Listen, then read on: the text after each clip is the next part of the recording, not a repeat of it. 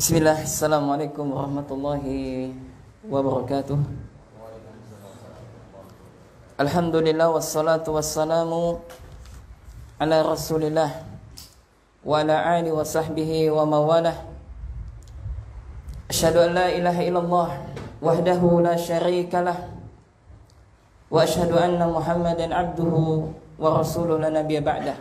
Baik ikhwan, kita lanjutkan majelis kita. Kita mengulang yakni pembacaan matan daripada Nawaqidul Islam As-Sabi'. Naam, tafadhal.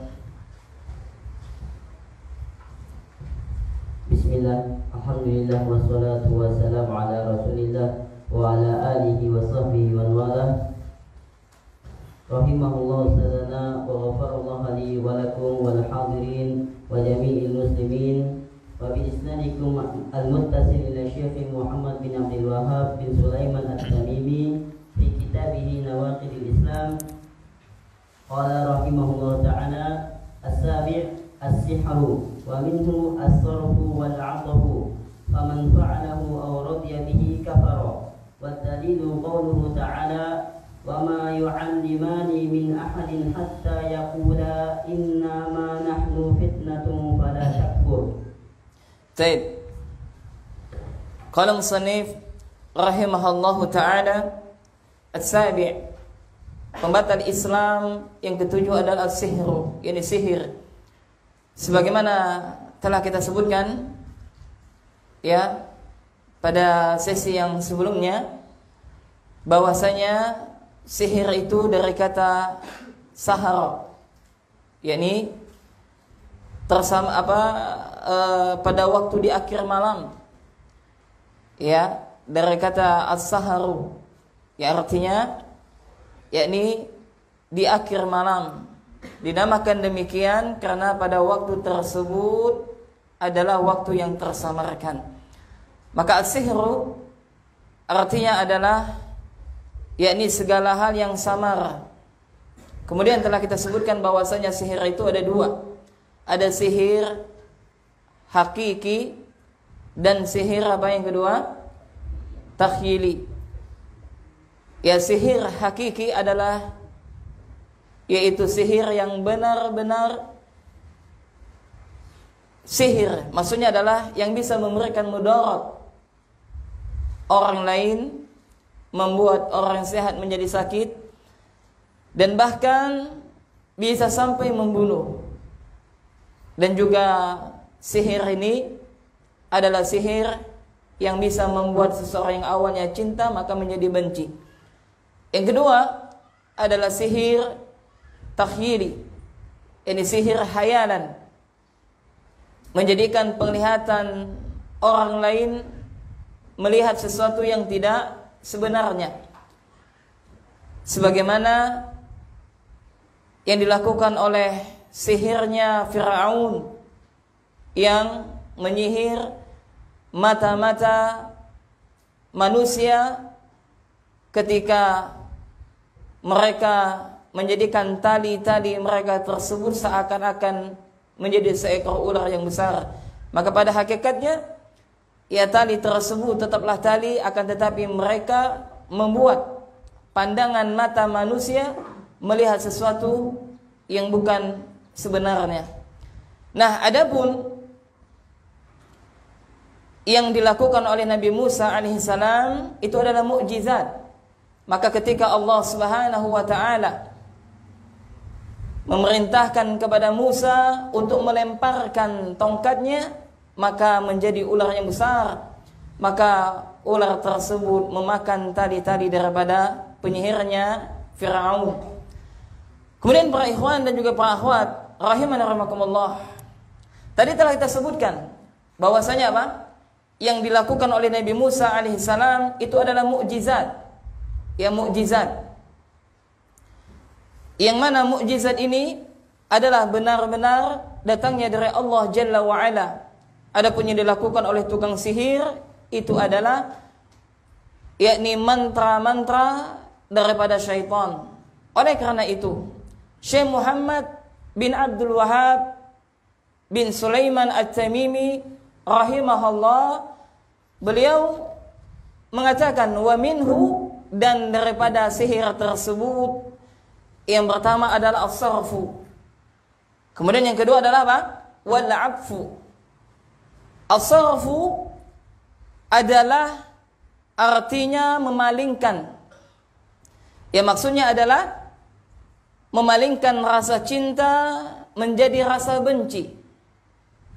Misalnya seorang suami yang awalnya dia cinta kepada istrinya, maka disihir dia dengan sihir apa? As-sarfu, sehingga kecintaan tersebut memalingkan menjadi benci. Dan juga sebaliknya, seorang istri yang awalnya cinta kepada suaminya lalu disihir berubah menjadi benci, maka ini namanya apa? As-sarfu, sihir daripada as-sarfu. Kemudian yang kedua adalah al-'atfu. Artinya adalah memalingkan. Maksudnya al-'atfu afan. Jadi al-'atfu adalah maksudnya adalah cinta ya, al-'atfu. Kalau as-sarfu tadi apa? Memalingkan. Maka al-'atfu ini adalah cinta. Maka sihir ini bisa menjadikan seseorang benci menjadi apa? Cinta. Atau dikenal dengan ilmu apa, ikhwan? Ilmu pelet.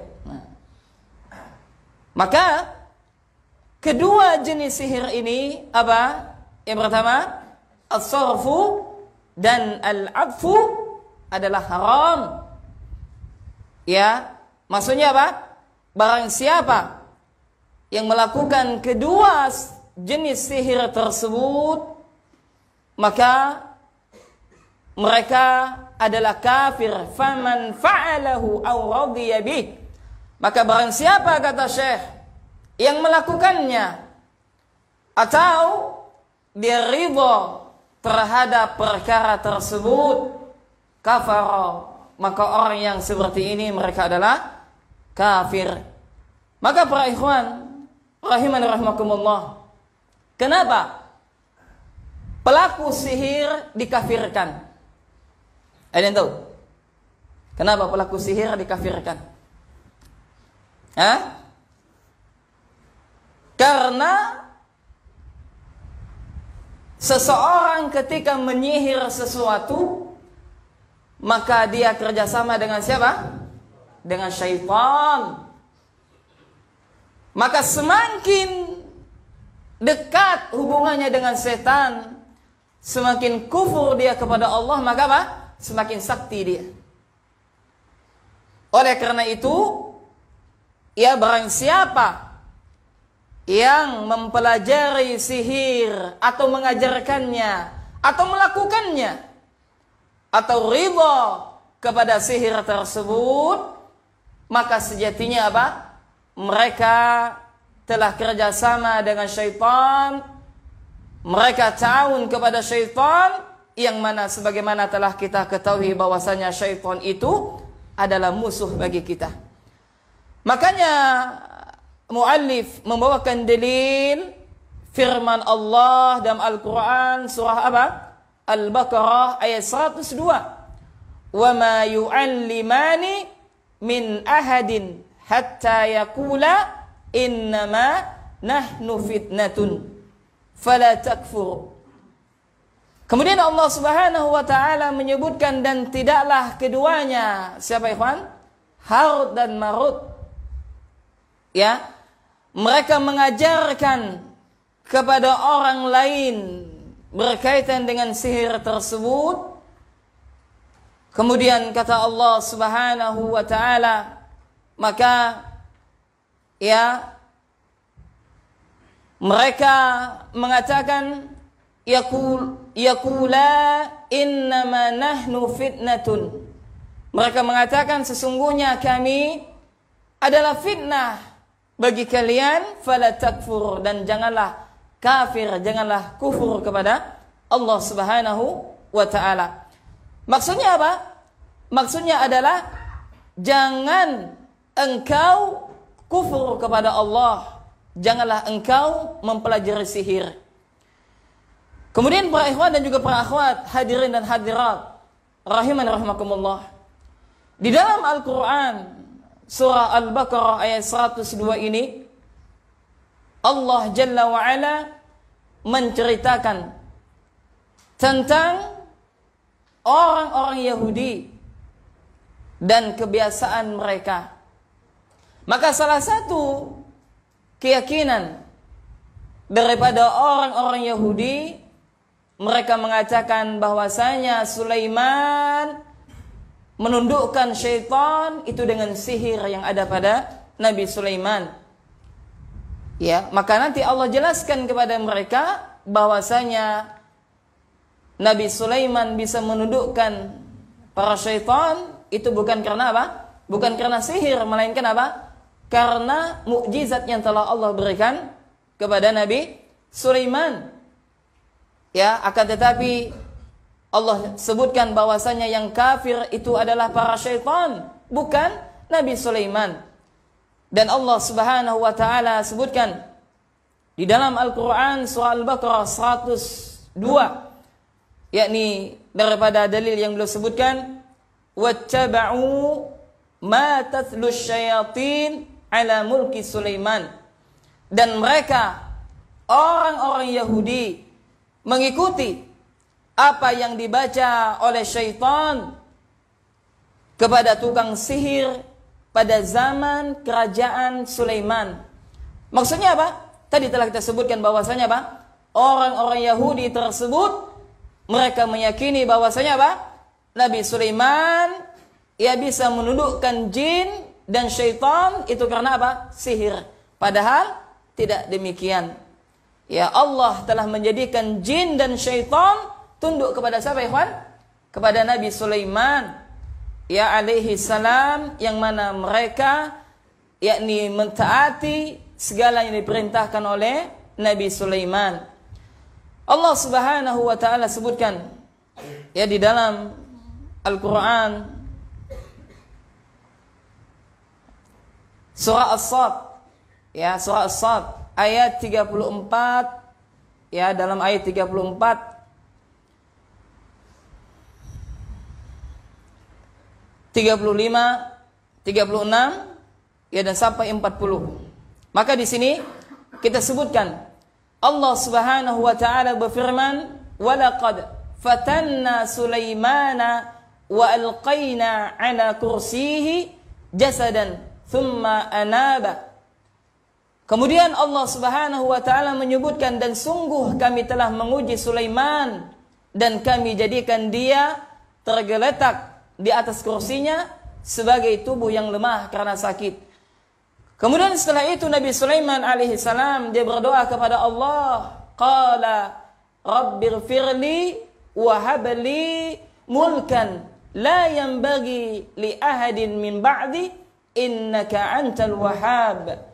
Yani Nabi Sulaiman dia berdoa kepada Allah, wahai Tuhanku, ampunilah dosaku. Wahai Tuhanku, ampunilah dosaku dan berikanlah kepadaku kerajaan yang tidak dimiliki oleh seorang setelahku. Kemudian Allah Subhanahu wa taala memberikan kerajaan kepada Sulaiman yang setelah itu Allah tidak berikan ya kecuali hanya kepada Nabi Sulaiman. Apa salah satu kerajaan Nabi Sulaiman? yakni bahwasanya Allah Jalla wa Ala menundukkan apa? Angin kepada Nabi Sulaiman.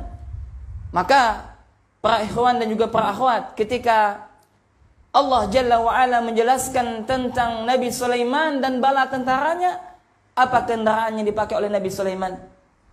Angin, ya enggak? Adakah raja yang memiliki kendaraan kendaraannya adalah angin? Tak ada. Kecuali hanya siapa? Nabi Sulaiman. Kemudian apa? Para syaitan, para jin tunduk kepada Nabi Sulaiman. Kemudian apa? Allah Jalla wa Ala memberikan kepada Sulaiman yang tidak diberikan kepada Nabi sebelumnya atau setelahnya, yakni apa? Nabi Sulaiman bisa memahami bahasa para hewan, ya enggak? Maka Allah sebutkan ketika apa? Nabi Sulaiman alaihi salam bersama bala tentaranya, maka Allah memperdengarkan kepada Nabi Sulaiman tentang siapa? Semut. Pemuka semut mengatakan, wahai kaumku, masuklah kalian ke dalam sarang-sarang kalian. Kenapa? Karena dikhawatirkan kalian tertinjak oleh bala tentaranya Sulaiman. Maka para ikhwan rahiman rahimakumullah, maka para tukang sihir ketika mereka melaksanakan aksi sihirnya, maka mereka kerjasama dengan para syaitan dengan melakukan mantra-mantra, ya, sebagaimana telah kita ketahui bahwasanya barang siapa yang kerjasama dengan syaitan, maka sungguh mereka telah kufur, mereka telah kafir, sebagaimana Allah sebutkan dalam Al-Quran surah Al-Baqarah ayat 102, wa ma kafara Sulaiman walakinna syayatin kafaru yu'allimuna an-nasa sihra. Yakni kata Allah Subhanahu wa taala, dan Sulaiman tidaklah kafir, akan tetapi yang kafir adalah syaitan-syaitan tersebut. Apa sebabnya? Yu'allimuna an-nas, karena mereka mengajarkan manusia as-sihra, yakni apa? Sihir. Maka berdasarkan ayat ini, maka Allah telah mengkafirkan siapa? Para syaitan. Apa sebab mereka kafir? Salah satunya adalah mereka telah mengajarkan manusia sihir. Kemudian para ikhwan dan juga para akhwat rahiman rahimakumullah, maka di dalam Islam tukang sihir ini, ya, hukuman bagi mereka adalah dibunuh. Ya, sebagaimana Rasulullah sallallahu alaihi wa ala alihi wasallam bersabda di dalam hadis yang diriwayatkan oleh Imam At-Tirmidzi, Nabi sebutkan, haddus sahiri sarbatun bisayf. Hukuman bagi tukang sihir adalah dipenggal kepalanya. Ya, ini kebalikan pada zaman kita, ya enggak? Ya, ini apa? Tukang sihir diagungkan. Ya, dan mereka apa? Merubah penampilan mereka.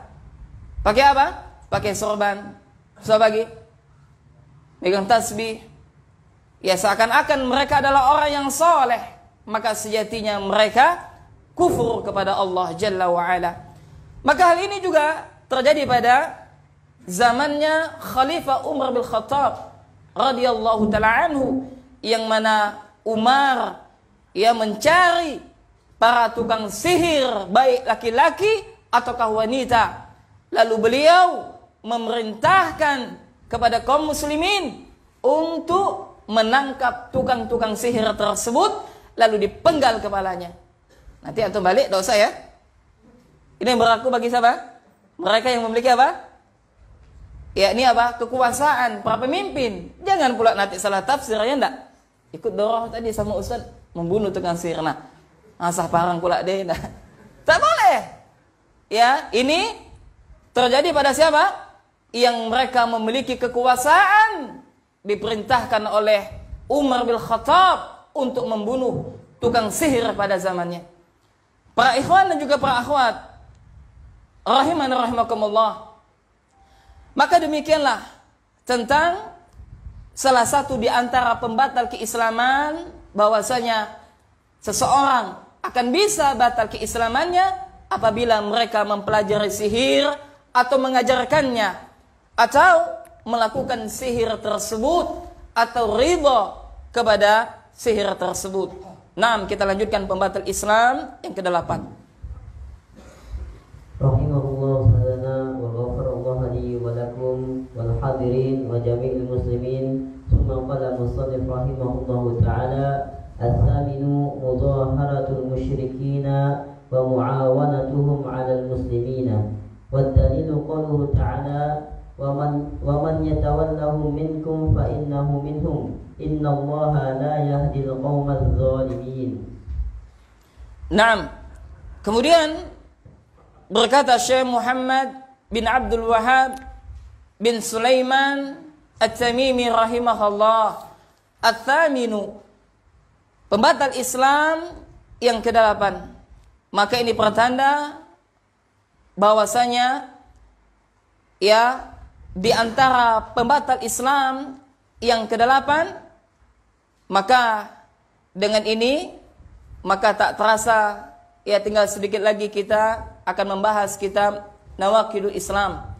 Maka Syekh mengatakan di antara pembatal Islam yang kedelapan adalah mudhaharatul musyrikin, yakni menolong orang-orang musyrikin, wa muawanatuhum 'alal muslimin. Dalam rangka apa? Dalam rangka membantu memerangi kaum muslimin. Sebagaimana beliau membawakan dalil di dalam firman Allah Subhanahu wa taala dalam Al-Qur'an surah Al-Maidah ayat 51. Yani Allah Jalla wa Ala berfirman, "Wa may yatawallahum minkum fa innahu minhum." Maka barang siapa kata Allah Subhanahu wa taala yang menolong mereka, fa innahu minhum, maka sesungguhnya dia bagian daripada mereka. Innallaha la yahdil qaumadz zalimin. Sesungguhnya Allah tidak memberikan petunjuk kepada orang-orang yang zalim. Maka para ikhwan dan juga para akhwat rahimani rahimakumullah, tadi sebagaimana telah kami sebutkan bahwasanya ketika seseorang dia telah mengucapkan dua kalimat syahadat, persaksian kepada Allah Jalla wa Ala tentang keesaan Allah, kemudian dia bersaksi bahwasanya Muhammad adalah utusan Allah, maka konsekuensinya mereka memberikan loyalitas kepada Allah dan Rasulnya, mencintai Allah dan Rasulnya. Dan inilah sebagaimana disebutkan oleh Syekhul Islam, yakni Syekh Muhammad bin Abdul Wahhab, tentang definisi Islam di dalam kitabnya Salasatul Usul. Al-Islamu istislamu lillahi bitauhid wal inqiyadu lahu bita'ati wal bara'atu minas syirki wa ahli. Islam adalah engkau berserah diri kepada Allah dengan mentauhidkannya, tunduk dan patuh hanya kepada Allah, berlepas diri daripada kesyirikan dan pelakunya. Maka barang siapa yang mereka mengatakan beriman kepada Allah dan Rasulnya, maka mereka tidak boleh memberikan loyalitas kepada orang-orang kafir, apalagi apa? Menolong mereka untuk memerangi kaum muslimin.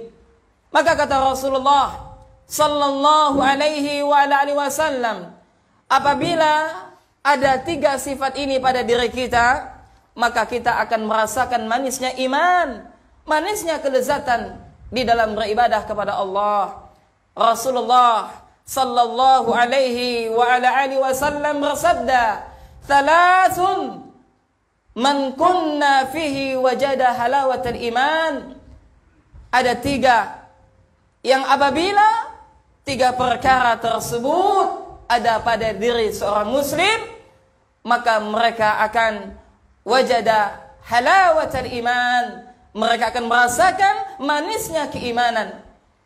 Maka para ikhwan dan juga para akhwat, kalau selama ini di dalam keimanan kita kepada Allah, kalaulah selama ini ketika kita melakukan ketaatan kepada Allah, kita tidak pernah merasakan manisnya keimanan, kelezatan di dalam beribadah kepada Allah, mungkin belum ada tiga sifat ini pada diri kita.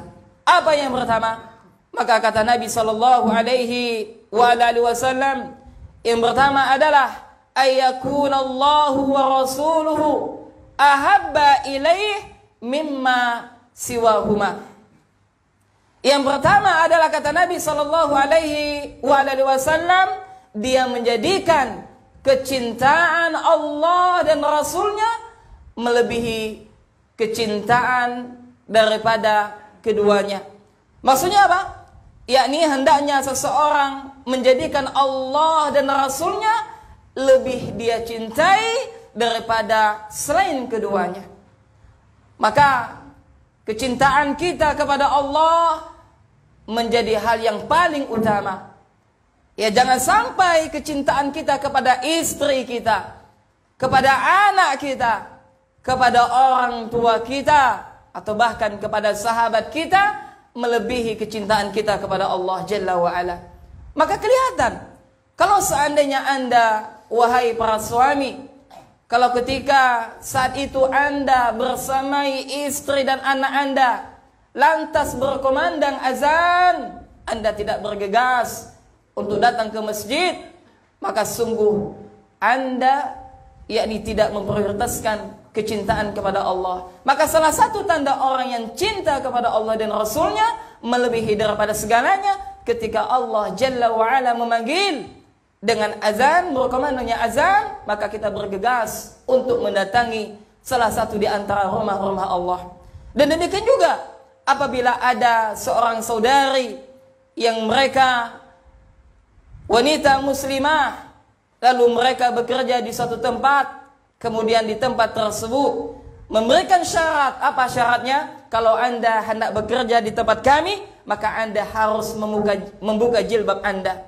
Maka wanita yang seperti ini, apabila dia menolak pekerjaan tersebut, karena apa? Karena agamanya, karena dia mendahului Allah dan Rasulnya dalam hal kecintaan, maka dia akan mendapatkan apa? Manisnya iman. Ya, maka hendaknya kita jadikan Allah dan Rasulnya lebih kita cintai daripada selain keduanya. Kemudian yang kedua, kata Nabi sallallahu alaihi wasallam, wa ayyuhibbal mar'a la yuhibbuhu illa lillah. Yakni yang kedua, mencintai orang lain, tidak mencintainya kecuali karena Allah Azza wa Jal. Maka ini hal penting, hal yang terpenting para ikhwan dan juga para akhwat. Tidaklah seseorang berteman, tidaklah seseorang bermuamalah kecuali apa? Harus dilandasi dengan apa? Karena cinta kepada Allah Subhanahu wa taala. Maka semakin taat saudara kita tersebut, maka seharusnya membuat kita semakin cinta kepada saudara kita tersebut. Karena apa? Karena Allah Subhanahu wa taala. Demikian juga di dalam rumah tangga. Nah, bagi Anda wahai para suami dan bagi Anda wahai para istri, maka harus membangun kecintaan di dalam rumah tangga tersebut haruslah dilandasi karena Allah Jalla wa Ala. Nah, ini yang belum nikah tak paham ini. Ya enggak? Tak paham. Nah, kenapa? Karena belum bisa mengamalkan. Ya, na'am.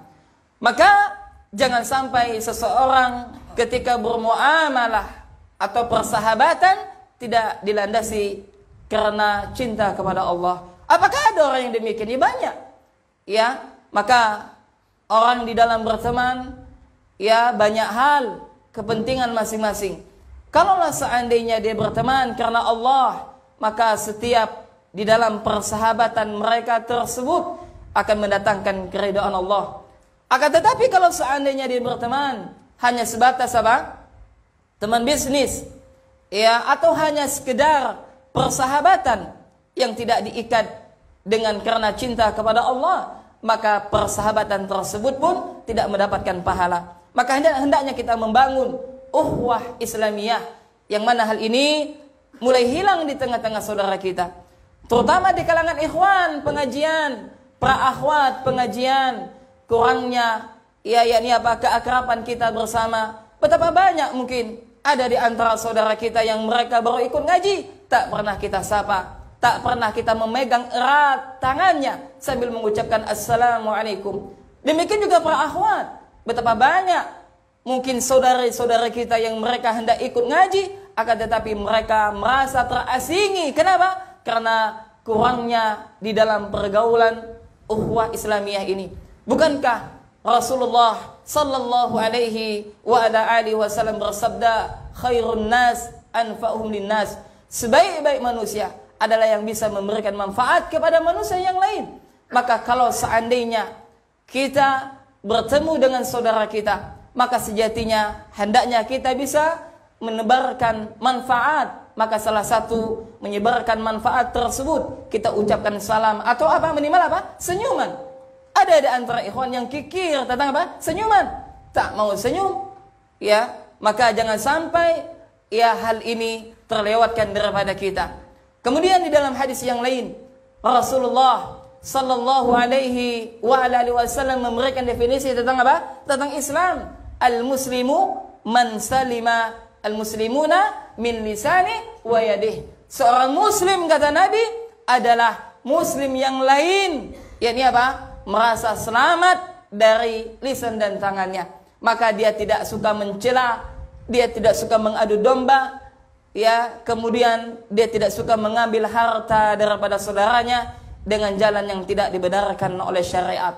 Kemudian yang ketiga, kata Nabi sallallahu alaihi wa alihi wasallam, yang ketiga adalah wa ayyakraha ayyauda fil kufri kama yakrahu ayyuqad kama yakrahu ayyuqdhafa finnar. Kemudian kata Nabi sallallahu alaihi wa alihi wasallam, yang ketiga adalah dia membenci untuk kembali kepada kekufuran sebagaimana dia membenci apabila dia dilemparkan ke dalam neraka. Maka tiga sifat inilah para ikhwan dan juga para akhwat rahimani rahimakumullah, apabila ada pada diri kita, maka kita akan menjumpai apa? Wajada halawatul iman, yakni kita akan menjumpai manisnya iman, lezatnya di dalam beribadah kepada Allah. Maka ya, seorang mukmin, maka tak mungkin mereka akan tolong menolong kepada orang kafir, yang mana orang kafir tersebut memerangi kaum muslimin. Maka ya, tidak selayaknya bagi setiap mereka yang mengaku Islam, maka mereka membantu orang kafir untuk memerangi kaum muslimin. Maka di antara bentuk memerangi kaum muslimin adalah apa? Tidak hanya membantu di dalam medan jihad terjadinya peperangan, akan tetapi termasuk membantu memerangi kaum muslimin adalah dengan apa? Menyebarkan ideologi bertentangan dengan Islam. Ya, sebagaimana telah kita lihat betapa banyak musuh-musuh dakwah yang mereka hendak memadamkan cahaya Allah, hendak memadamkan Islam dengan apa? Mereka membantu orang-orang kafir untuk memberikan keracuan di dalam beragama di tengah-tengah kaum muslimin. Maka orang yang seperti ini, maka mereka termasuk apa? Mudhaharatul musyrikin wa muawanatuhum 'alal muslimin. Kemudian para ikhwan dan juga para akhwat rahimani rahimakumullah, Allah Subhanahu wa taala telah mengabarkan di dalam Al-Qur'an bahwasanya di antara salah satu sifat orang Yahudi dahulu, mereka adalah orang-orang yang mencintai orang kafir dan juga membantu mereka untuk memerangi kaum muslimin. Mungkin kita pernah mendengar tentang apa? Kisah peperangan yang terjadi pada zaman Rasulullah sallallahu alaihi wa ala alihi wasallam, atau disebut dengan perang Al-Ahzab. Ya, Allah Subhanahu wa taala sebutkan dalam Al-Qur'an surah Al-Maidah ayat 80. Ya, dalam Al-Qur'an surat apa? Al-Maidah. Ya, ayat 80. Allah Subhanahu wa taala sebutkan, tara katsiran minhum yatawallawna alladhina kafaru. Kamu melihat, kata Allah, betapa banyak di antara mereka tolong menolong dengan orang-orang kafir, orang-orang musyrik. Yani siapa mereka? Mereka adalah orang Yahudi dan juga orang munafik. Apa yang mereka lakukan? Labi sama qaddamat lahum anfusuhum an sakhitallahu alaihim wa fil adzabihum khalidun. Yang mana sungguh sangat buruk apa yang telah mereka lakukan untuk diri mereka sendiri, yaitu kemurkaan Allah, dan mereka akan kekal di dalam azab tersebut. Maka para ikhwan dan juga para akhwat rahimani rahimakumullah, maka ketika ayat ini menjelaskan, sebagaimana para ulama ahli tafsir menjelaskan bahwasanya ya, ayat ini adalah menjelaskan tentang bagaimana orang-orang Yahudi dan juga orang-orang munafik yang mereka ta'awun, mereka tolong menolong kepada orang-orang musyrik memerangi kaum muslimin pada perang Ahzab. Ya, maka ya di dalam peperangan tersebut ya secara umum kita sampaikan bahwasanya sepanjang zaman kehidupan Rasulullah sallallahu alaihi wasallam maka kita lihat adanya peperangan-peperangan di dalam Islam. Lalu di antara peperangan tersebut adalah perang Al-Ahzab ini, yakni terjadi ya pada ketika itu ketika Rasulullah sallallahu alaihi wasallam dan juga para sahabat, yakni mereka telah melaksanakan perang Uhud, yang mana di dalam pada peperangan Uhud tersebut ada sekitar 70 sahabat yang mendapatkan syahid di jalan Allah Subhanahu wa taala. Kemudian terjadilah pada perang Ahzab yang mana orang-orang kafir Quraisy mereka memutuskan untuk apa? Kembali melancarkan serangan mereka untuk menghancurkan kaum muslimin. Maka akhirnya mereka sepakat untuk menyerang kota Madinah. Maka ketika Rasulullah sallallahu alaihi wasallam ia mendengarkan berita ini, maka kejadian ini terjadi pada tahun ke-5 Hijriyah. Ya, maka akhirnya Rasulullah sallallahu alaihi wasallam mengajak para sahabat untuk musyawarah, ya, untuk menghadapi niat jahat daripada orang-orang kafir tersebut. Maka di antara sahabat yang hadir adalah Salman Al-Farisi, yang mana dia inilah yang memberikan ide agar apa? Membuat parit yang besar, ya, apa namanya? Dikenal dengan Khandaq. Maka dibuatlah parit, jamaah rahimani rahimakumullah. Ya, maka kaum muslimin mereka bahu membahu untuk membuat parit tersebut. Maka ketika itu orang kafir sedikit pun tidak terbesit di dalam hati-hati mereka tentang apa yang dilakukan oleh kaum muslimin. Kenapa? Karena di dalam sejarah peperangan bangsa Arab tak pernah membuat siasat di dalam peperangan sebagaimana yang dilakukan oleh kaum muslimin. Buah karya daripada siapa? Salman Al-Farisi tersebut. Maka akhirnya mereka semuanya para sahabat radhiyallahu taala anhum, mereka tolong menolong dalam penggalian parit tersebut. Maka ketika kita membaca sejarah daripada sirah Nabi sallallahu alaihi wasallam, maka kita lihat bagaimana sahabat ketika itu mereka semuanya turun untuk apa? Bahu membahu, tolong menolong kepada Rasulullah sallallahu alaihi wasallam. Maka ada beberapa peristiwa yang selayaknya untuk kita mengingat kembali para ikhwan dan juga para akhwat rahimani rahimakumullah. Ya, di antara kejadian tersebut yang sangat menakjubkan adalah apa yang dialami oleh Rasulullah sallallahu alaihi wasallam dan juga para sahabat. Yakni apa? Rasulullah 3 hari tak makan jamaah ketika perang tersebut. Demikian juga dengan sahabat, 3 hari tak makan. Antum bayangkan dalam kondisi peperangan untuk menghadapi pasukan kaum musyrikin dan orang-orang kafir, bahwasanya Rasulullah sallallahu alaihi wasallam dan tidak hanya kepada Rasul dan juga kepada sahabat, sebagian besar di antara mereka sudah tak makan beberapa hari. Maka ketika sahabat yang bernama Jabir bin Abdullah radhiyallahu taala anhu melihat kejadian yang dialami oleh Nabi sallallahu alaihi wasallam, bahwasanya apa? Rasulullah tak makan, dengan apa? Dengan dia melihat ikatan yang diikat ya oleh Nabi di perut beliau. Maka yang bernama Jabir bin Abdullah radhiyallahu taala anhu, dia pulang, lalu dia yakni memerintahkan kepada istrinya untuk mempersiapkan makanan untuk menyambut atau untuk memberi makan Rasulullah sallallahu alaihi wasallam. Maka dia pun, Jabir bin Abdullah, menyembelih seekor hewan, lalu setelah itu dia menanak 1 sok tepung gandum, setelah itu dia memasak. Maka ketika dia memasak tersebut, dia memerintahkan kepada istrinya untuk apa?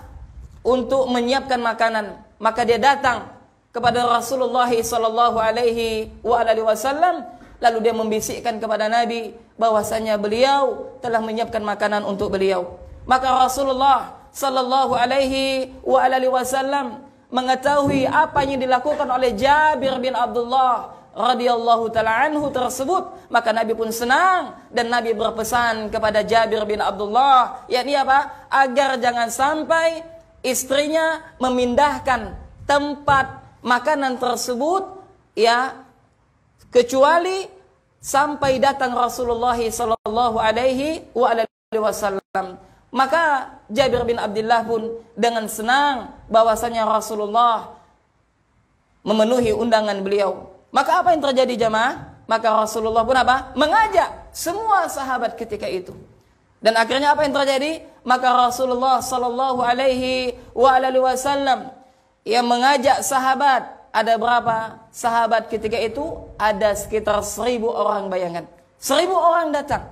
Ya, lalu mereka memenuhi undangan Rasulullah sallallahu alaihi wasallam. Lalu Nabi pun apa? Memberikan makanan tersebut. Maka kata Jabir bin Abdullah radhiyallahu taala anhu, maka di sana terdapat tanda-tanda kenabian, yakni apa? Keberkahan makanan yang dibagikan oleh Nabi sallallahu alaihi wasallam. Itu kisah yang menakjubkan yang pertama.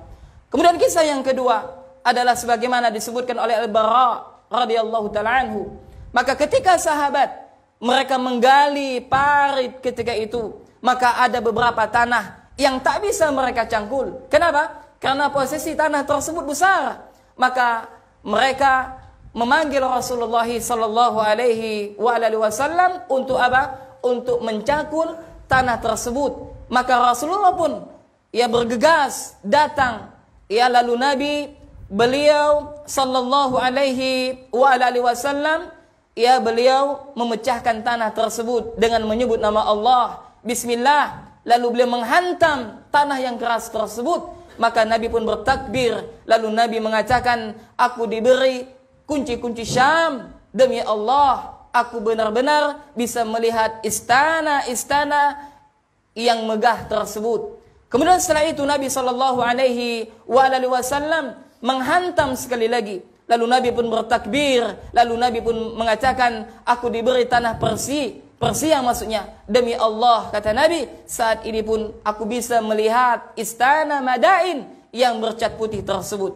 Kemudian setelah itu Nabi menghantam lagi tanah tersebut. Maka ketika itu pun Nabi sallallahu alaihi wasallam bertakbir kepada Allah. Lalu Nabi mengatakan, aku diberi kunci-kunci Yaman. Demi Allah, dari tempatku ini aku bisa melihat pintu-pintu gerbang Son'a. Maka para ikhwan dan juga para akhwat rahimani rahimakumullah, maka apa yang Nabi sampaikan tersebut adalah wahyu. Sebagaimana tadi telah kita sebutkan, bahwasanya tidaklah yang beliau katakan, melainkan wahyu yang telah Allah Jalla wa'ala wahyukan. Maka terbukti dengan peristiwa tersebut, maka Allah Jalla wa'ala memberikan kemenangan kepada kaum muslimin. Nah, ada di antara orang munafik yang mereka memberikan bocoran kepada orang-orang Yahudi, yakni tentang peristiwa terjadinya perang Khandaq tersebut. Maka bagi seorang mukmin, mereka tak boleh menolong orang-orang kafir dalam rangka untuk apa tadi? Memerangi kaum muslimin. Ya, agar niat mereka jangan sampai agama Allah ini tersebar. Maka barang siapa yang mereka membantu orang-orang musyrikin, ya, dan menolong mereka dalam rangka untuk memerangi kaum muslimin, maka orang yang seperti ini mereka adalah kafir, wal iyadzu billah. Naam. Kemudian kita lanjutkan pembatal Islam yang ke-9. Rahimahullah ta'ala wa ghafarallahu li wa lakum wal hadirin wa jami'il muslimin. Summa qala musannif rahimahullahu ta'ala at-tasi'u man i'taqada anna ba'dun nasi yas'ahu khuruju an syari'ati Muhammadin sallallahu alaihi wasallam kama wasi'al khadiran khuruju an syari'ati Musa alaihi salam bahwa kafir. Naam. Kemudian para ikhwan dan juga para akhwat rahimani rahimakumullah, Kemudian berkata Syekh Muhammad bin Abdul Wahhab bin Sulaiman At-Tamimi rahimahullah, at-tasi', yakni pembatal Islam yang ke-9 adalah man i'taqada anna ba'dun nasi la yajibu alaihi ittiba'un nabi sallallahu alaihi wa alihi wasallam, yakni barang siapa yang meyakini, yakni siapapun yang meyakini bahwa sebagian manusia tidak wajib mengikuti Nabi sallallahu alaihi wa alihi wasallam, wa annahu yasa'uhul khuruju an syari'atihi sallallahu alaihi wa alihi wasallam, ya, dan bahwa dia boleh keluar dari syariat Nabi sallallahu alaihi wa alihi wasallam, kama wasi'al khadira al-khuruj an syari'ati Musa alaihi salam, sebagaimana bolehnya keluar Nabi Khidir dari syariat yang dibawa oleh Musa alaihi salam. Maka barang siapa yang memiliki keyakinan tersebut, maka dia adalah kafir. Maka dia adalah kafir. Makanya para ikhwan dan juga para akhwat rahimani rahimakumullah, maka di dalam pembatal Islam yang ke-9 ini, muallif Syekh Muhammad bin Abdul Wahhab bin Sulaiman At-Tamimi rahimahullah, beliau menjelaskan bahwasanya seorang mukmin, ya, jangan sampai mereka meyakini bahwa tidak wajib bagi manusia untuk mengikuti yang dibawa oleh Nabi sallallahu alaihi wasallam. Kenapa? Karena setiap manusia, wabil khusus kepada mereka orang Islam yang mereka beriman kepada Rasulullah sallallahu alaihi wasallam, bahwasanya mereka wajib beriman dengan apa yang dibawa oleh Nabi sallallahu alaihi wasallam. Kenapa jamaah? Karena Nabi diutus untuk siapa?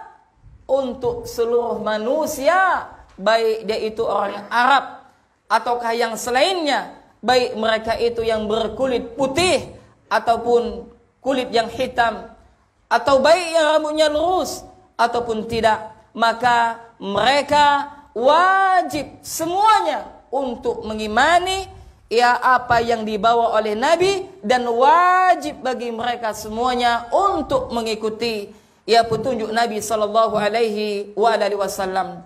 Di dalam Al-Qur'an Allah Subhanahu wa taala berfirman dalam Al-Qur'an surah Al-Anbiya, di dalam Al-Qur'an surah Al-Anbiya ayat 107, yakni Allah Subhanahu wa taala menyebutkan wa ma arsalnaka illa rahmatan lil alamin, yakni kata Allah, dan tidaklah kami mengutus engkau Muhammad melainkan rahmat bagi seluruh alam semesta, dan tidaklah kami mengutusmu wahai Muhammad kecuali sebagai rahmatil lil alamin, yakni rahmat bagi alam semesta. Maka semua manusia mereka wajib untuk mengikuti yang dibawa oleh Nabi sallallahu alaihi wasallam. Ini sebagaimana juga Allah sebutkan di dalam Al-Qur'an surah Al-A'raf ayat 158. Dalam Al-Qur'an surah apa? Al-A'raf ayat 158. Ini Allah Subhanahu wa taala berfirman, "Qul ya ayyuhan nas inni rasulullah ilaikum jami'a." Katakanlah Muhammad, kata Allah, wahai manusia semuanya, sesungguhnya aku adalah utusan Allah untuk kalian semuanya. Maka di dalam hadis yang lain bahwasanya Rasulullah sallallahu alaihi wa ala alihi wasallam bersabda, wa kana an-nabiyyu yub'atsu ila qaumihi khassah. Nabi mengatakan bahwasanya dahulu seorang nabi diutus kepada kaumnya secara khusus. Wa bu'itsu ilan nas ammah. Adapun aku, kata Nabi, maka aku diutus untuk kepada seluruh manusia. Maka para ikhwan dan juga para akhwat rahiman rahimakumullah, maka Nabi Musa alaihi salam Allah utus kepada siapa? Bani Israel. Nabi Isa alaihi salam Allah utus untuk siapa? Bani Israel. Kemudian Nabi Saleh Allah utus untuk siapa? Kaum Thamud. Dan juga Nabi Hud Allah utus kepada kaum Ad. Dan juga Nabi Su'aib diutus oleh Allah untuk siapa? Madian. Dan juga Nabi Nuh alaihi salam diutus untuk kaumnya. Nah, adapun Nabi kita Muhammad sallallahu alaihi wa ala alihi wasallam itu diutus apa? Untuk seluruh manusia. Oleh karena itu, apabila ketika Allah telah menurunkan Nabi Muhammad sallallahu alaihi wa ala alihi wasallam, maka semua ajaran nabi-nabi sebelum beliau apa? Terhapus. Maka mereka semuanya wajib beriman kepada Rasulullah sallallahu alaihi wa ala alihi wasallam. Inilah yang sebagaimana yang tadi telah telah kita nukilkan. Sabda Nabi sallallahu alaihi wa ala alihi wasallam, apa kata Nabi? La yasma'u bi min hadhil ummah Yahudiyun wala Nasraniyun summa yamut wa lam yu'min bima ursiltu bihi illa kana min ashabin nar. Inilah sabda yang disampaikan oleh Nabi sallallahu alaihi wa ala alihi wasallam. Apa kata Nabi? Tidaklah mendengar kedatanganku salah seorang daripada kaum Yahudi maupun Nasrani, kemudian mereka mati dan mereka tidak beriman kepada apa yang telah aku bawa, maka melainkan tempatnya adalah di neraka. Hadis ini diriwayatkan oleh Imam Bukhari dan juga Imam Muslim. Kemudian para ikhwan dan juga para akhwat rahimani rahimakumullah, risalah yang dibawa oleh Nabi sallallahu alaihi wa ala alihi wasallam itu adalah risalah untuk seluruh alam semesta. Maka tidak hanya kepada manusia, tapi juga diperuntukkan untuk siapa? Kepada para jin. Ya, maka yakni mereka para jin juga harus wajib bagi mereka mengikuti Rasulullah sallallahu alaihi wa ala alihi wasallam. Ini sebagaimana Allah Subhanahu wa taala menyebutkan di dalam Al-Qur'an, yakni surah Al-Ahqaf ayat 30. Dalam Al-Qur'an surat apa? Al-Ahqaf ayat 30. Yakni Allah Subhanahu wa taala menyebutkan, qalu ya qaumana inna sami'na kitaban. Dia mengatakan, yakni siapa? Para jin tersebut mengatakan, wahai kaum kami, sesungguhnya kami telah mendengarkan sebuah kitab unzila min ba'di Musa musaddiqan lima baina yadayhi, yang mana kitab tersebut diturunkan setelah Nabi Musa yang membenarkan apa-apa yang sebelumnya.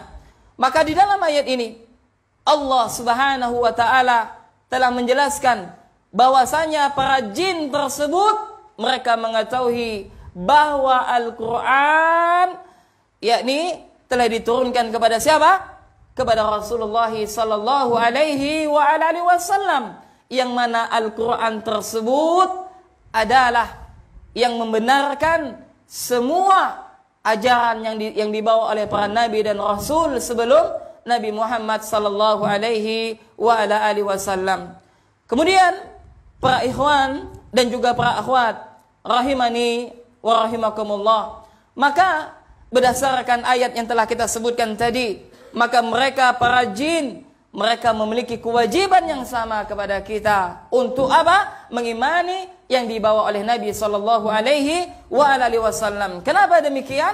Karena jin mereka diciptakan untuk apa? Beribadah kepada Allah Subhanahu wa taala, sebagaimana yang telah kita sebutkan, yakni Allah Jalla wa Ala berfirman, "Wa ma khalaqtul jinna wal insa illa liya'budun." Dan tidaklah kami menciptakan jin dan manusia melainkan untuk beribadah kepada Allah Jalla wa Ala. Maka yakni barang siapa yang mereka meyakini tidak wajib mengikuti Nabi sallallahu alaihi wasallam, maka konsekuensinya adalah bahwasanya mereka mengatakan tidak wajib untuk mengikuti wahyu yang telah diturunkan oleh Nabi sallallahu alaihi wasallam. Kenapa? Karena yang dibawa oleh Nabi itu apa? Wahyu, ya enggak? Yang dibawa oleh Nabi sallallahu alaihi wasallam adalah wahyu. Ya, maka ini adalah bantahan kepada mereka sebagian daripada golongan manusia yang mereka mengaku muslim. Ya, ini apa? Apabila mereka telah sampai kepada tingkatan-tingkatan tertentu, maka mereka mengatakan bahwasanya salat tak wajib. Lalu mereka mengatakan tak wajib puasa dan yang semisalnya. Kenapa? Karena mereka telah sampai kepada hakikat apa? Makrifat. Ini adalah bentuk kedustaan, bentuk kejahilan, dan bentuk kesesatan yang telah mereka yakini. Bahkan para ikhwan dan juga para akhwat rahimani rahimakumullah, seorang muslim ketika mereka betul-betul memiliki ilmu mengenal Allah Jalla wa Ala, seharusnya apa? Mereka semakin rajin beribadah kepada Allah. Mereka semakin takut kepada Allah Jalla wa Ala. Ini sebagaimana Allah sebutkan di dalam Al-Quran surah Fatir ayat 28. Apa kata Allah? Innama yakhshallaha min ibadihil ulama. Sesungguhnya orang yang takut kepada Allah Azza wa Jal di antara hamba-hambanya adalah mereka para ulama. Dan tidak ada suri tauladan yang paling baik, tidak ada uswatun hasanah yang harus kita jadikan dia contoh di dalam beribadah kepada Allah atau di dalam segala hal, yakni apa? Apa-apa yang telah dicontohkan oleh Nabi sallallahu alaihi wasallam. Lihatlah Rasulullah. Siapa dia? Dia adalah Rasul Allah. Dia adalah orang yang paling bertakwa di antara manusia. Dia adalah orang yang paling takut kepada Allah Jalla wa Ala. Dan bahkan beliau sallallahu alaihi wasallam adalah orang yang telah dijamin masuk surga oleh Allah. Maka para ikhwan dan juga para akhwat, satu ketika sebagaimana disebutkan di dalam sebuah hadis bahwasanya apa? Rasulullah sallallahu alaihi wasallam ketika salat, saking lamanya beliau salat apa? Sampai kaki beliau pecah-pecah. Subhanallah. Saking apa ini? Saking lamanya. Maka salah satu istri daripada beliau siapa? Aisyah radhiyallahu taala anha bertanya kepada Rasulullah, "Wahai Rasulullah, apa yang telah kau lakukan? Bukankah Allah Jalla wa Ala telah mengampunimu? Bukankah Allah Subhanahu wa taala yakni telah meridhoimu?" Maka apa kata Nabi sallallahu alaihi wasallam menjawab pertanyaan daripada salah satu istri beliau? Nabi melanjutkan, "Afala akuna abdan syakur?" Bukankah aku ingin menjadi hamba Allah yang bersyukur? Maka ini adalah sekaligus bantahan kepada siapa? Kepada setiap orang yang mereka meyakini apabila mereka telah sampai kepada hakikat tertentu atau derajat tertentu, maka mereka mengatakan bahwasanya segala ibadah tak lagi diwajibkan kepada mereka, wal iyadu billah. Kemudian para ikhwan dan juga para akhwat rahiman rahimakumullah, kemudian Syekh mengatakan, lalu beliau mengatakan rahimahullah, yakni kama wasi'al Khadir al-khuruju an syari'ati Musa alaihi salam, sebagaimana Nabi Khidir yang boleh keluar daripada syariat Nabi Musa, ya, maka barang siapa yang ada di antara umat Islam yang mereka meyakini apa tadi? Yang pertama, tidak wajib mengikuti apa? Nabi sallallahu alaihi wasallam. Kemudian yang kedua apa? Yang kedua apa? Naam, bolehnya seseorang keluar dalam Al-Quran surah Al-Kahfi, yang mana di sana Allah Jalla wa Ala menceritakan kepada kita tentang apa? perjalanan Nabi Khidir dengan Nabi Musa alaihissalam. Maka secara ringkasnya disebutkan bahwasanya Nabi Khidir alaihissalam, yakni beliau, ya sebagaimana Allah sebutkan ya di dalam Al-Quran surah Al-Kahfi tersebut, yang pertama beliau apa? Merusak sebagian kapal. Kemudian apa lagi? Beliau membunuh apa? Anak kecil. Kemudian setelah itu apa? Beliau yang ketiga apa? Apa? Yang ketiga adalah yang dia membunuh anak kecil yang tidak berdosa. Kemudian setelah itu memperbaiki sebuah dinding yang sudah hampir roboh. Nah, ternyata apa yang dilakukan oleh Nabi Khidir tersebut terdapat hikmah ya daripada setiap yang beliau lakukan. Maka ya ketika seseorang yang mereka telah bersahadat kepada Nabi sallallahu alaihi wasallam, maka mereka harus menerima semua syariat yang dibawa oleh Nabi sallallahu alaihi wasallam, dan mereka tak boleh keluar daripada ya syariat Nabi sallallahu alaihi wasallam. Kenapa ikhwan? Karena syariat Islam telah sempurna. Ya, tidaklah sesuatu yang bisa memasukkan seorang hamba ke dalam surganya Allah, dan juga tidaklah sesuatu yang bisa memasukkan seorang hamba ke dalam nerakanya Allah, maka melainkan semuanya telah dijelaskan oleh Nabi sallallahu alaihi wasallam. Maka cukup bagi seorang mukmin mereka beriman kepada Allah dan Rasulnya, lalu mereka mengamalkan segala yang diperintahkan oleh Nabi sallallahu alaihi wasallam. Kita lanjutkan, yakni pembatal Islam yang terakhir, al-ashir. Tafadhol. Ahsanallahu ilaikum sadana wa ghafarallahu li wa lakum wal hadirin wa jami'il muslimin. Summa qala musannif rahimahullahu ta'ala, al-ashiru al-i'radu an dinillahi la yata'allamuhu wa la ya'malu bih. والدليل قوله تعالى ومن أظلم ممن ذكر بآيات ربه ثم أعرض عنها إنا من المجرمين منتقمون. Kemudian para ikhwan dan juga para akhwat rahimani rahimakumullah, adapun pembatal Islam yang ke-10 adalah al-i'radu an dinillah, yakni seseorang yang berpaling dari agama Allah, la yata'allamuhu wa la ya'malu bih, yakni mereka tidak mengamalkannya, mereka tidak mempelajarinya dan juga tidak mengamalkannya. Maka sebelum kita membahas tentang pembatal Islam yang ke-10 adalah, yakni bahwasanya harus diyakini oleh setiap muslim bahwasanya mereka secara totalitas harus menjalankan syariat Islam, yakni secara kafah. Maka tak boleh mereka mengikuti syariat selain daripada Nabi sallallahu alaihi wasallam. Pernah satu ketika para ikhwan dan juga para akhwat, bahwasanya Umar radhiyallahu taala anhu, dia memegang apa? Lembaran-lembaran daripada yakni kitab yang beliau dapatkan dari ahlul kitab. Maka melihat demikian, maka Rasulullah sallallahu alaihi wasallam, raut wajah beliau berubah. Ya, lalu beliau marah kepada Umar bin Khattab. Lalu beliau mengatakan, apakah engkau bingung wahai anak Al-Khattab?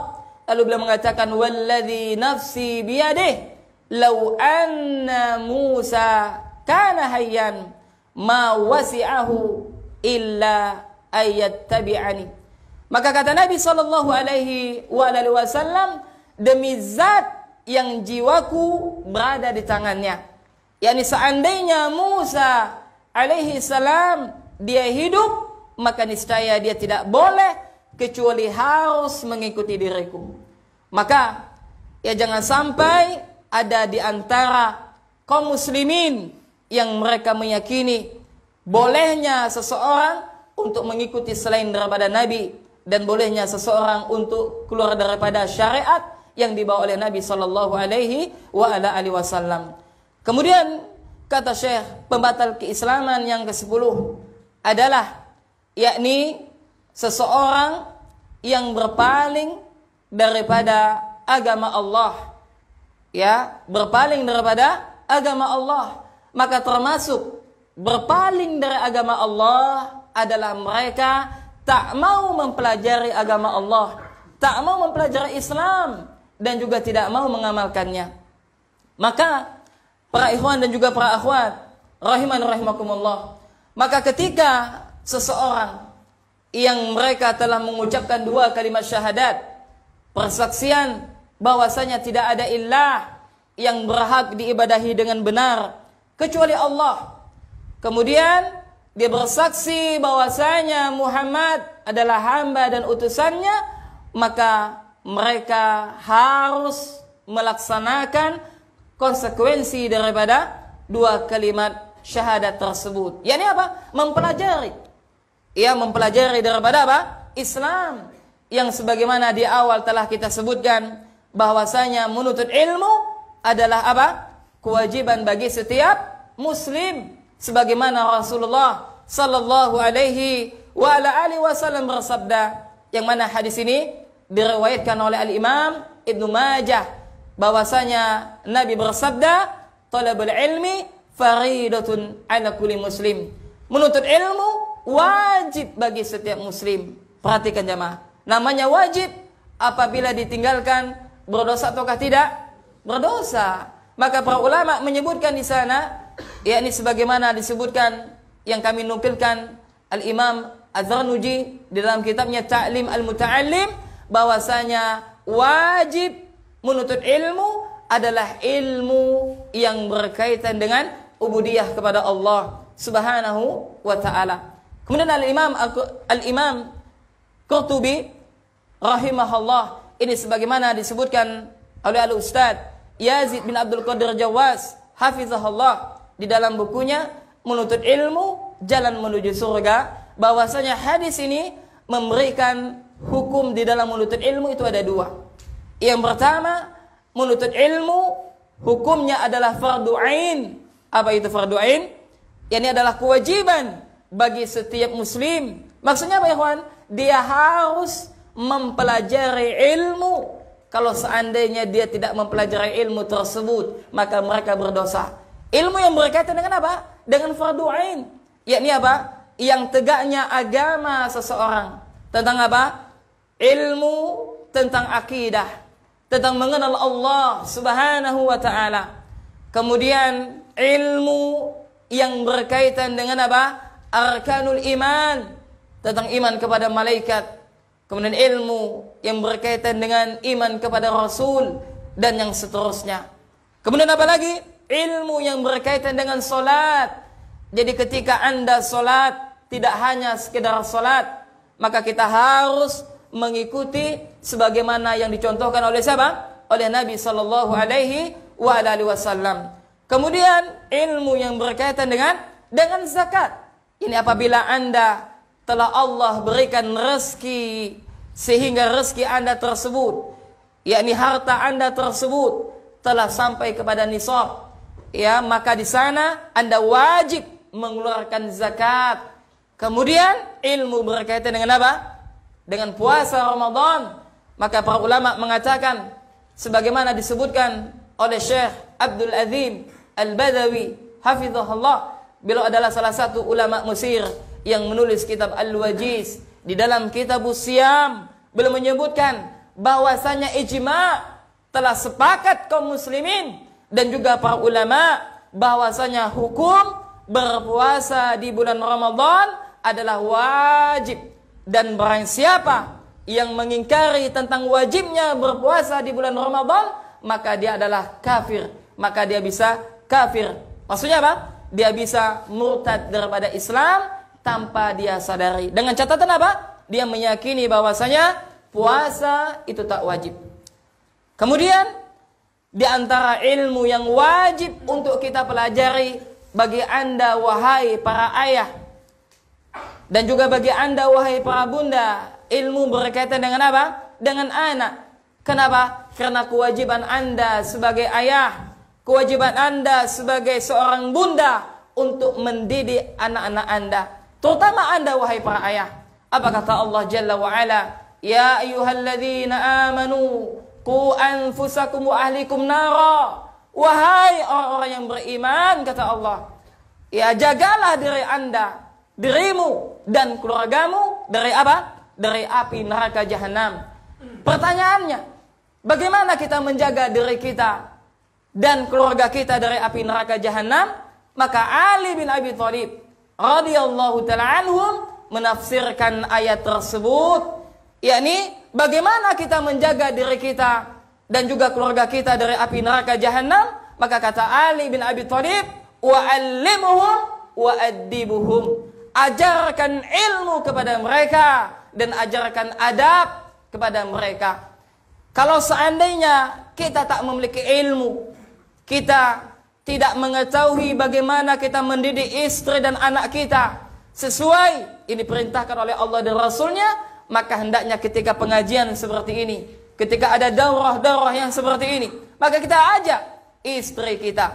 Ini bagi yang ada istri. Yang masih bujangan, ngajak siapa? Ngajak saudara. Ya enggak? Nah. Ya, maka ini adalah ilmu yang wajib untuk dipelajari. Kemudian adalah ilmu yang berkaitan dengan ya ma'isyah kita, ya tentang profesi kita. Maka kalau Anda pedagang, maka Anda wahai para pedagang, Anda wajib mempelajari tentang perniagaan, bagaimana berdagang yang benar, bagaimana berdagang yang sesuai dengan Al-Quran dan Sunnah, yang di dalamnya tidak ada unsur ribawi atau yang semisalnya. Bahkan Umar bin Khattab radhiyallahu taala anhu, dia pernah membuat sebuah maklumat, yakni apa? Barang siapa di antara kaum muslimin yang tidak faham tentang hukum jual beli, maka jangan mendekati pasar kami. Bayangkan jemaah.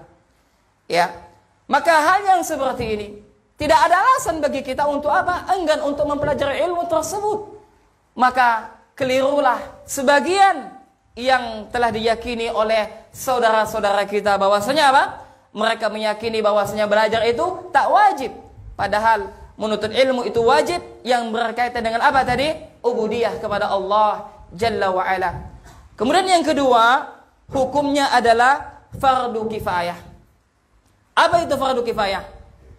Fardu kifayah adalah apabila sebagian yang telah dilakukan oleh kaum muslimin, maka gugurlah sebagian yang lain. Yakni apa? Ilmu yang berkaitan dengan mustalah hadis, atau ilmu yang berkaitan dengan ahlul waris. Kemudian apa lagi? Ilmu yang berkaitan dengan cabang-cabang daripada ilmu syar'i.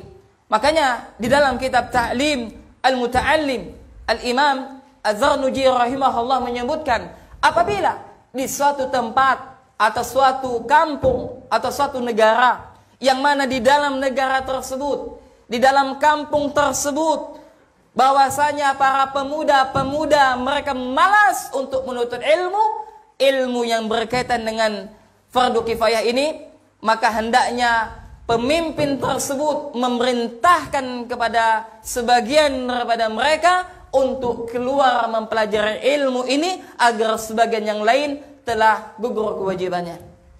Kemudian para ikhwan dan juga para akhwat rahimani wa rahimakumullah, maka ketika seseorang yang mereka enggan untuk belajar Islam, lalu mereka enggan untuk mengamalkannya, yakni tidak mau belajar di sini bukan karena malas jamaah. Ini sebagaimana disebutkan oleh Syekh Dr. Al-Fauzan hafizahullah.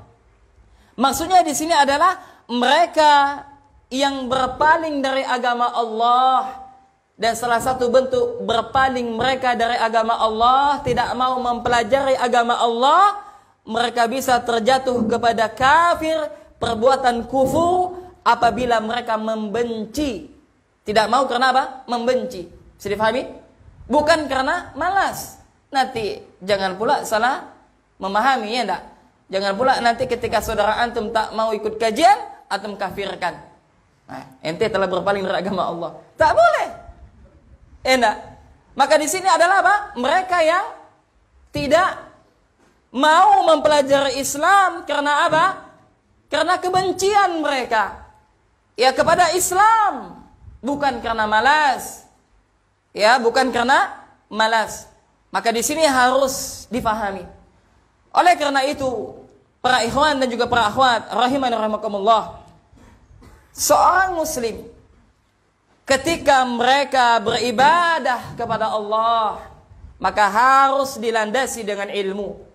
Oleh karena itu, Syekh mengatakan bahwasanya yakni barang siapa, sebagaimana para ulama kita sebutkan, yang mereka beramal tanpa ilmu, maka seperti siapa? Beramal tanpa ilmu seperti apa? Nasrani. Sedangkan berilmu tanpa amal seperti apa? Yahudi. Adapun Islam adalah keduanya, berilmu dan beramal. Ya, berilmu dan beramal. Ya, kemudian ya Syekh menyebutkan wa la yata'allamuhu wa la ya'malu bih. Tidak mau mempelajari agama Allah, tidak mau mempelajari Islam, dan tidak mau mengamalkan agama Allah, maksudnya agama Islam. Maksudnya apa? Mereka berpaling, yakni mereka tidak mau mempelajari Islam karena apa tadi? Kebencian yang ada pada hati mereka. Mereka tidak mau mempelajari akidah. Ya, mereka tidak mau mempelajari daripada yang telah Allah wajibkan dikarenakan apa? Kebencian yang ada pada diri mereka. Maka orang yang seperti ini, maka mereka ya bisa kafir terhadap ya agama mereka. Maka jangan sampai seseorang yang mereka telah mengucapkan 2 kalimat syahadat, ya jangan sampai batal daripada keislaman mereka. Kemudian Syekh membawakan dalil di dalam Al-Quran, wa dalilu qauluhu ta'ala wa man azlamu mimman dzukira bi ayatihi rabbih thumma a'rada anha inna minal mujrimina muntaqimun. Kemudian kata Allah Subhanahu wa ta'ala, ya sebagaimana disebutkan oleh Syekh, yakni dan barang siapa ya yang lebih zalim daripada orang yang apabila diingatkan dengan ayat-ayat Rabb-nya kemudian dia berpaling dari ayat-ayat Allah. Sesungguhnya kami akan mengazab orang-orang mujrimin. Siapa mereka?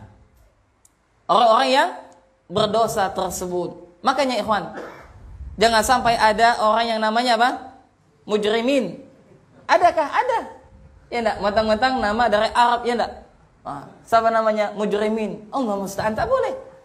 Nah, ini bagi seorang ayah, ya seorang bunda yang ketika hendak memberikan anak, apabila Anda hendak memberikan nama untuk anak Anda, ya tidak hanya sekedar nama dari Arab, ya enggak?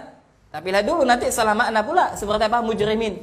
Siapa? Orang-orang yang pendosa. Atau Al-Baqarah. Biar bagus Ustaz, biar ada di dalam Al-Quran. Tapi apa artinya? Sapi betina. Ya, jangan. Ya enggak? Naam. Kemudian para ikhwan dan juga para akhwat rahimani rahimakumullah. Maka sebagaimana yang telah saya sebutkan, bahwasanya barang siapakah yang lebih zalim kata Allah daripada orang yang apabila diingatkan tentang ayat-ayat Rabb-nya kemudian mereka berpaling. Maka kata Allah Subhanahu wa ta'ala, maka mereka itulah orang-orang mujrimin, yakni orang-orang yang berdosa, maka mereka kelak akan diazab oleh Allah Subhanahu wa ta'ala. Naam. Kemudian inilah 10 pembatal keislaman yang disebutkan oleh Syekh Hafizahullahu ta'ala rahimahullahu ta'ala, ya sebagaimana yang telah beliau sebutkan, maka untuk wala farqa fi jami'i hadhihi nawaqid akan kita bahas nanti insyaallah ba'da salat maghrib, ya. Nah, maka ikhwan dan juga akhwat, kita simpulkan waktu kita ada masih 9 menit. Betul ya? Maka kita simpulkan daripada pembatal keislaman ini. Yang pertama, ya bahwasanya telah kita sebutkan tadi di awal, pembatal keislaman itu tidak hanya 10. Ya bahkan para ulama menyebutkan ada berapa? Ada 400. Akan tetapi di antara pembatal Islam yang paling besar, maksudnya apa? Yang paling banyak dilakukan oleh kaum muslimin adalah 10 perkara ini. Apa yang pertama?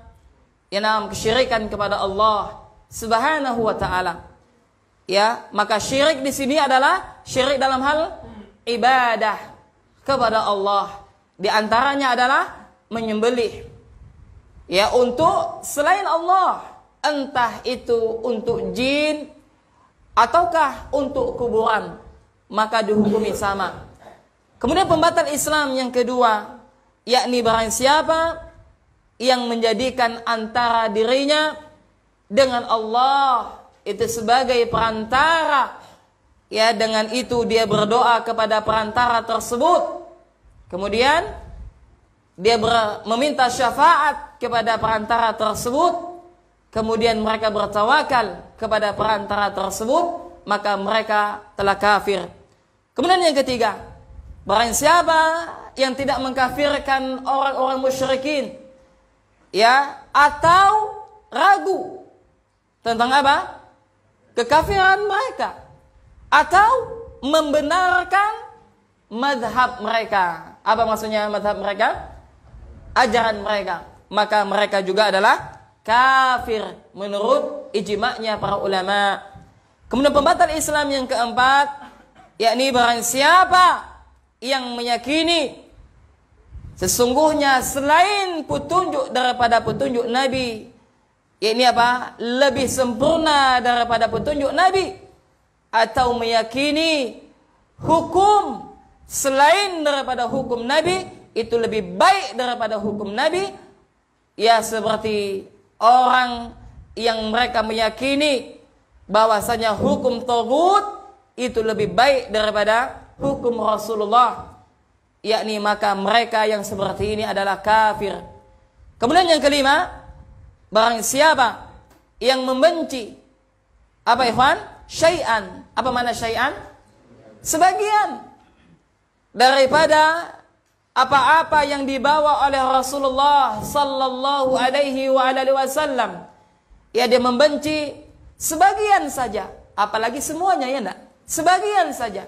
Mimma jaa bihi Rasul, yakni dari apa-apa yang dibawa oleh Nabi sallallahu alaihi wasallam, walaupun dia apa? Mengamalkannya. Walaupun dia mengamalkannya, maka orang yang seperti ini apa?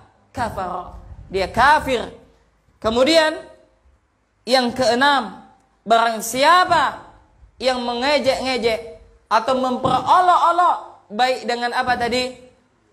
Perkataan atau perbuatan atau sindiran yang dia mengolok agama Allah atau pahala yang telah Allah janjikan atau siksa yang telah Allah ancam, maka mereka telah kafir.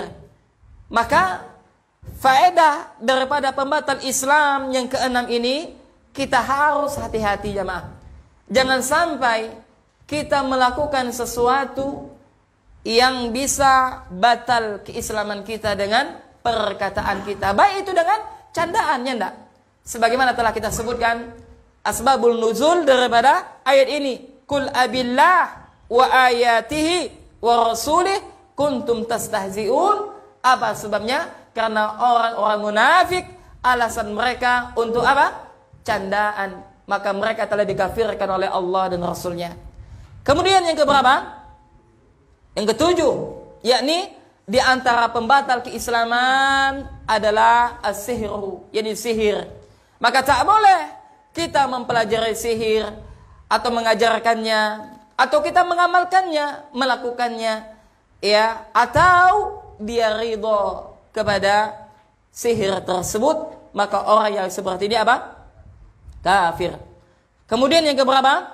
Yang kedelapan, yakni barang siapa yang dia membantu kaum muslimin, membantu kaum musyrikin, ya. Barang siapa yang membantu kaum musyrikin dalam rangka untuk apa? Memerangi kaum muslimin, maka orang yang seperti ini mereka juga termasuk kafir.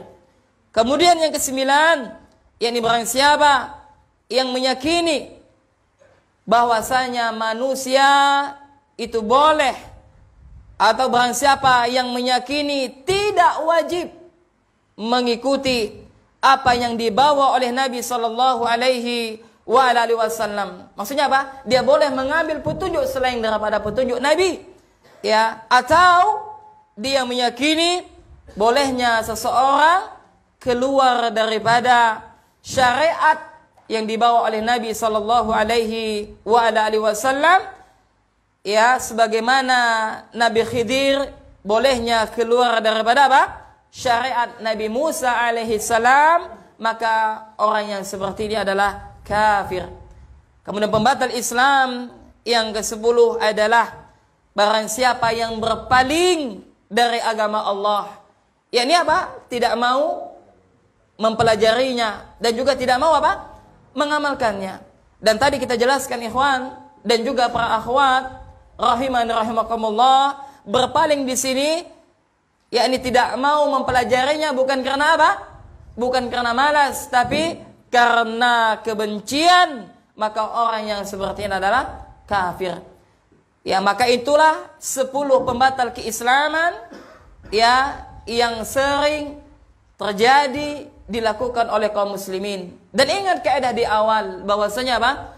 Apabila ada di antara kaum muslimin yang mereka jatuh di antara 10 pembatal keislaman ini, yang mereka melakukan di antara 10 pembatal keislaman ini, maka ya belum tentu dia kafir. Maka di sana para ulama mereka sangat hati-hati dalam menjelaskan tentang bab takfir ini. Kenapa? Karena terkadang seseorang terjatuh kepada perbuatan kufur, maka tidak bisa dihukumi langsung kufur. Kenapa? Karena harus terpenuhi syarat. Apa ikhwan yang pertama? Naam, dia adalah orang yang sudah baligh dan dewasa. Kemudian yang kedua apa?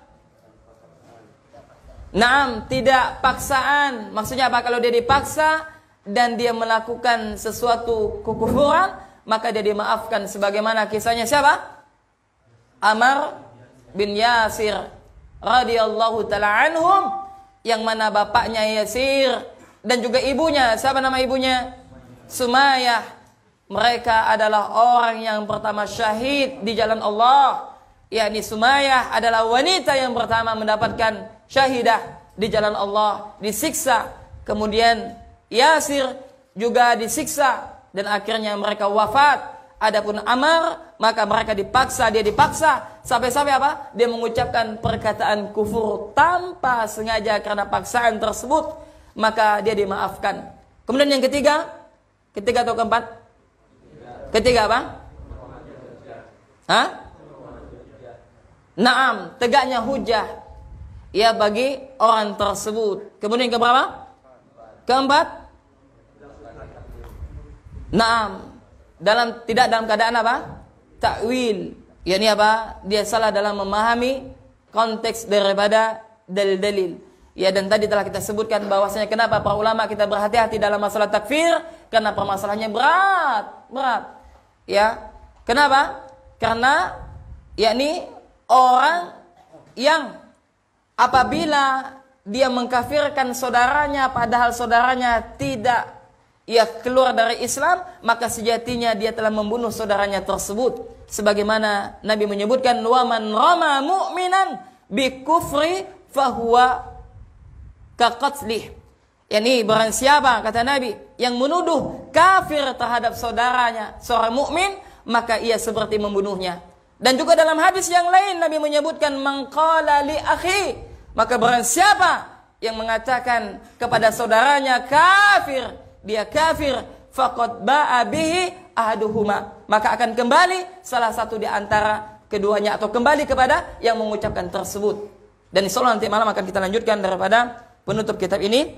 Kemudian juga kita akan menjelaskan bahwasanya di sana ada kelompok yang menyimpang dalam masalah ini. Kita cukupkan sampai di sini.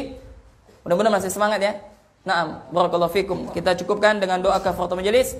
Subhanakallahumma wa bihamdik, asyhadu an la ilaha illa anta, astaghfiruka wa atubu ilaik. Assalamualaikum warahmatullahi wabarakatuh.